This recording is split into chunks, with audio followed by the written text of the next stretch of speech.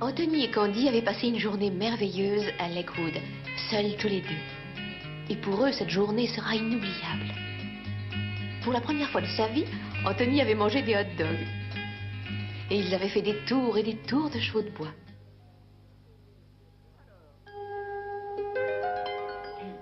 Alors, tu t'es bien amusée, je suppose, Candy. As-tu aimé les chevaux de bois? Oh oui, c'était vraiment formidable, grand-tante. Est-ce que vous êtes déjà montée sur un manège? Comment oses-tu dire ça? Une jeune fille de la bonne société devrait avoir honte de monter sur ce genre de choses. Je ne vois pas pourquoi. Je suis sûre que vous auriez adoré ça, grand-tante. Cesse donc de dire des sottises, Anthony. J'ai aussi appris que vous aviez mangé debout et en vous servant de vos doigts. Et c'est comme ça qu'on mange les hot dogs. Les hot dogs, qu'est-ce que c'est que ça? C'est très bon et ça ne peut se manger qu'avec les doigts. Hein, Candy? Oui, c'est vrai? Toi, tais-toi. Et vous êtes grimpé dans le clocher de l'église au vu et au su de tout le village. Nous n'y sommes montés que parce que plus on est haut, plus on voit loin. Tais-toi, petite impertinente, que je n'entende plus un mot là-dessus. Oh, mais je vois pas pourquoi vous êtes fâchés. On n'a rien fait de mal. Silence! Ça suffit! Je vais prendre des mesures très sévères pour que ce genre de choses ne se renouvelle jamais plus. Lorsque l'on appartient à la bonne société, il faut savoir tenir son rang. Tâchez de ne plus oublier que vous faites partie de l'honorable famille André. Candy? Oui, grand-tante. Tu n'écoutes pas ce que je te dis? Mais si. Oh, tu es vraiment impossible. Qu'est-ce que tu as? Que se passe-t-il? J'ai très mal à la tête. Bon, va chercher une femme de chambre, Candy. J'y vais tout de suite, grand-tante. Je vais lui préparer un sac de glace, mais nous allons d'abord l'aider à se coucher.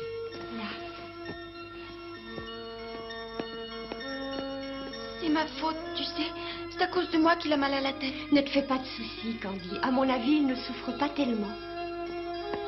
Candy, Oui? Oh, ne bouge pas, il faut rester allongé. même si je n'ai rien, Comment ça? C'était un mensonge alors? si je n'avais pas fait semblant d'être malade, son sermon durerait encore.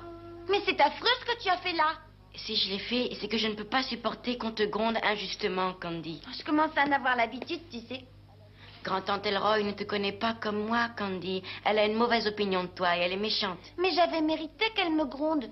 Il n'y a pas qu'elle, d'ailleurs. Elisa et Daniel s'acharnent sur toi, eux aussi. Mais toi, tu me connais bien et tu m'apprécies. C'est ça l'essentiel. Tout le reste m'est égal.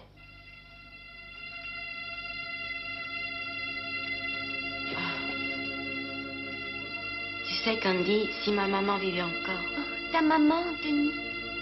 elle t'aimerait et te défendrait contre tous ceux qui ne savent pas t'apprécier. Elle devait être très gentille. Elle adorait les roses.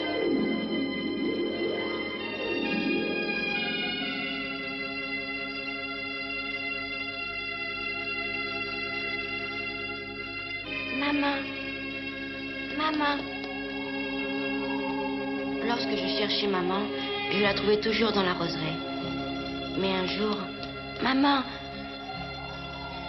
les roses se sont effeuillées très vite et j'ai senti que maman allait partir très loin de moi. Maman, Eh bien, que se passe-t-il, Anthony? Maman. Pourquoi ce gros chagrin, mon chéri?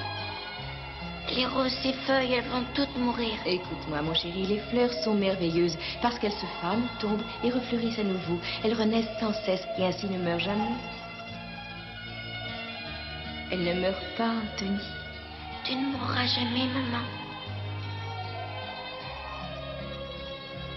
Si un jour je disparais, je ne te quitterai pas, Anthony. Je vivrai éternellement dans ton cœur et dans ton esprit.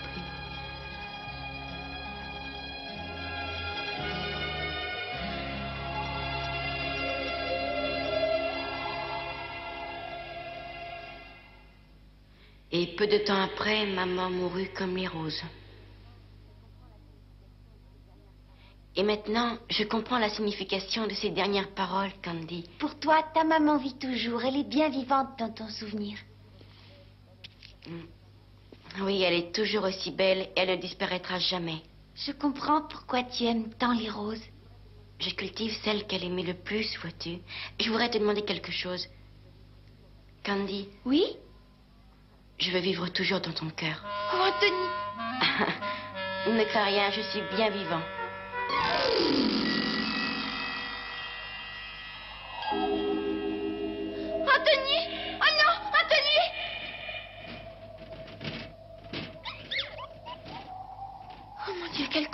l'air affreux. Oh.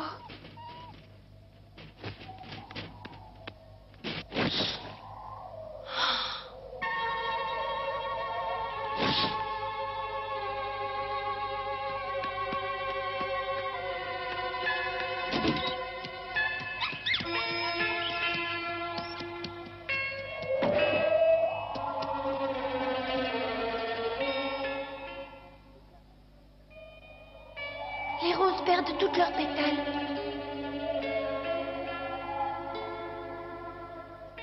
Tendre Candy aussi.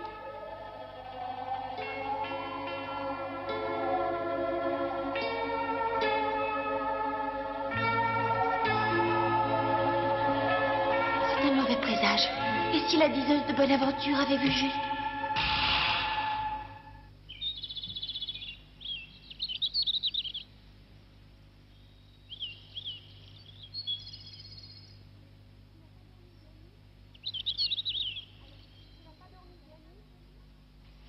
Alors, tu n'as pas dormi de la nuit, Candy? C'est à cause de tous ces mauvais présages, Dorothée. Dieu ne permettrait pas que tu sois malheureuse. Il a tant fait pour toi. Tu as raison, Dorothée. Je n'ai pas le droit de douter de sa bonté. Mais est-ce que tu crois qu'il entend mes prières? Je ne prie pas tous les jours, tu sais, il m'arrive d'oublier. Tu sais à quoi je pense?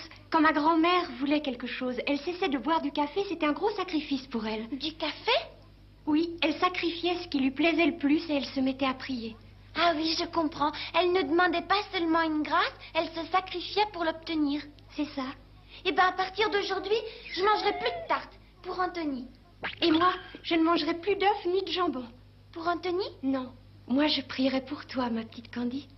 Oh, merci, Dorothée. Ça me touche beaucoup.